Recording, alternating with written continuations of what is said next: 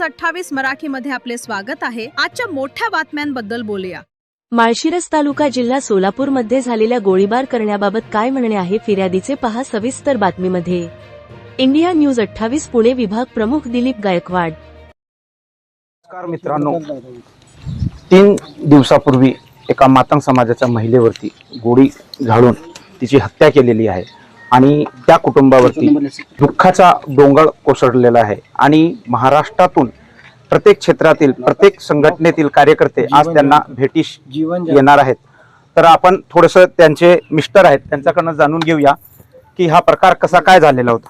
काय झालं तुमच्या बरोबर, काय सांगाल तुम्ही? मी नेहमीच्या कामाला लवकर सकाळी 6ला कामाला जायचो।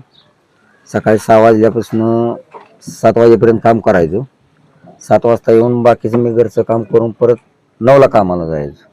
9ला कामाला गेल्यानंतर मग तिथं एक बंगल्यापाशी रूम होती, मग ती रूम त्यातली साफ सगळी करायची, मग ती साफसफाई सगळी मी केल्यानंतर मग जे आरोपी जे आहे सचिन देशमुख हे म्हणले मला की या बाबा डाळिंबावर फवारणी करायची।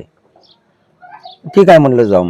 मग मी ते काय केलं, स्टेबी आणि औषध घेऊन पाठीमागं बंगल्या पाठीमागं शेतात गेलो। तिथं गेल्यानंतर आम्ही पाणी घेतलं, त्या पाण्यामध्ये सगळं पूर्ण त्या बादलीत औषध कालवलं असं आणि टेपडात ओतले।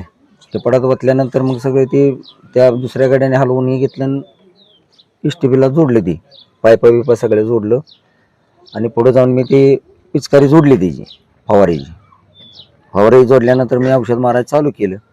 मग त्यावेळेस सचिन देशमुख जे आरोपी जे आहे ते तिथंच बसलेला होता लिंबाखाली। मग परत मी दुसरी लाईन घेऊन आलो, त्यावेळेला ती काय तिथं नव्हता, घरी गेलता। मग 4थ्या लाईनीने मी माघारी आलो, त्यावेळेला ती माघारी आलता। माघारी येऊन ती लिंबाखाली बसला होता। मग असं मी आपलं औषध चालू मारायचं आमचं चालूच होतं। मला ते इथली काय म्हणजे आपलं काम चालू आहे त्यामुळे मी कोणालाच काय बोललो नाही। मग 5वी लाईन घेऊन येताना माझी मंडळी मला ज्या वेळेला मी खालतीकडे बघितल्यानंतर माझी मंडळी घरनं माझ्याकडे येत होती, असं मी तिला बघितल्यानंतर मी म्हणलं काय झालं तरी कामाला आले असेल, काहीतरी काम असेल म्हणून ह्या दृष्टीने मी पण काय बोललो नाही, ती पण काय नाही। मंडळीने येताना तुम्हाला आवाज वगैरे काय दिला होता का? नाही, मला काय आवाज बिवाज काय दिला नाही, फक्त तुमच्या दिशेने येताना दिसली? हा, मला फक्त तेवढीच दिसली। मग मी काय केलं, परत ती रिटर्न माघारी दुसरी लाईन 6वी लाईन घेऊन जाताना मला एकदम बार झालेला आवाज ऐकाय आल्यानंतर मला ती मंडळीचा पर आवाज आला। मग त्यामुळे मी हातातली जेवढी जी औषध मारायची ती पायपण इष्ट होती ती सगळंच मी तिथे टाकलं आणि बाहेर पळालो। मग ज्या वेळेस तुम्हाला आवाज आला तर त्या घरापासून तुम्ही जिथं वास्तव्यास आहात किंवा त्या मालकाचं घर जिथं आहे तिथनं शेती किती मीटरच्या अंतरावर होती? नाही, म्हणजे जिथे जी घटना झाली माझ्या मंडळीची तर ती घटना म्हणजे लय झाली तर 60 फुटाचं अंतर आहे। मग शेजार पाजारचे कोणी तिथं आले नाहीत का धावण्या आवाज ऐकून? शेजार पाजारी कोणी आले नाहीत तिथं। बरं, पुढे काय केलं तुम्ही? मग पुढे मला नंतर आवाज आल्यानंतर बारचा आवाज पण झालेला ऐकाय आला आणि मंडळीचा पण आवाज ऐकाय आला मला। मग मी नंतर ती सगळे माझ्या हातातली त्या औषधाचा यंत्र होती ती सगळी खाली टाकली, पळालो बाहेर शेताच्या बाहेर पळाल्यानंतर माझे जोडीदार होते ती पण माझ्या बरोबर आले, पण माझ्यातून त्यांच्यात अंतर भरपूर होता।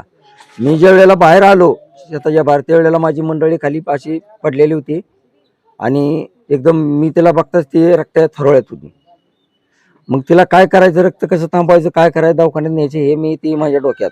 मग मला काहीच कळलं मग तिथे एक साडी होती, त्या साडीने तिचं डोकं मी धरलं असं आणि तिला उचलून मी मांडीवर घेतल्यानंतर ते सचिन जो आरोपी जे आहे तो स्वतः तिथं पिस्तूल घेऊन तिथं होता आणि ती स्वतः मी त्याला म्हणलं की सचिन भैया तुम्ही का असं केलं, एवढं म्हणल्यानंतर ती तिथं थांबलाच नाही आणि त्याच्या घरची आलती, त्याचा भाऊ होता, त्याचा मुलगा होता, त्याची मंडळी होती आणि एवढी जण आली। मग त्यांनी आम्हाला कोणी दवाखान्याची मदत त्यांनी केली नाही।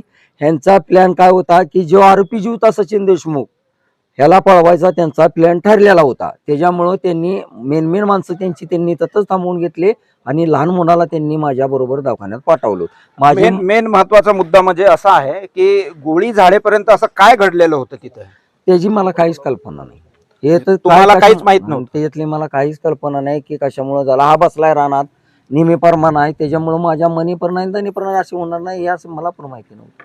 सध्या त्या ठिकाणी तुम्ही दोघच नवरा बायको आम्ही वास्तव्यास होता. दोघं किती वर्षापासून आहात तुम्ही तिथं वास्तव्यास? मी तर गेले 10 वर्ष झाले आहे त्यांच्याकडे कामाला. बरं, मग ही म्हणजे काय काय तुमचं मध्ये देवाणघेवाण वरून काय झालं का?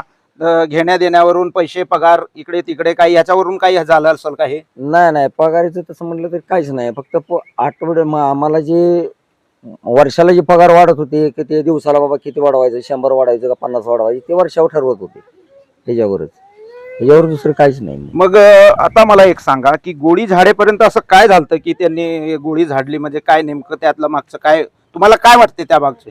नाही मला त्यातलं काय म्हणजे बाकीचा जे पुढचा जे काय अनुभव आहे म्हणजे कशामुळे मारले आणि का मारले त्यातलं मला कुठलाही गोष्ट हे माहिती नाही. मग ते जर मला माहिती असतं तर मी पहिल्या स्टार्टलाच मुद्दा मांडला असता. तर बघा मित्रांनो, आज पूर्ण महाराष्ट्रभर बघते ज्याची पत्नी गेलेली आहे, जो रात दिवस कष्ट करून शनीने राबतो, गेले 10 वर्षापासून तो त्याच्या शेतामध्ये काम करतो, त्यालाही माहित नाही की त्याच्या मंडळीला गोळी कशी मारली. आणि या जिल्ह्याचे खासदार, आमदार किंवा जे काही असतील प्रतिनिधी हे याबाबत काय भूमिका घेतात आपण पुढच्या बातमीमध्ये बघूया. मी इंडिया न्यूज 28 पुणे विभाग प्रमुख दिलीप गायकवाड.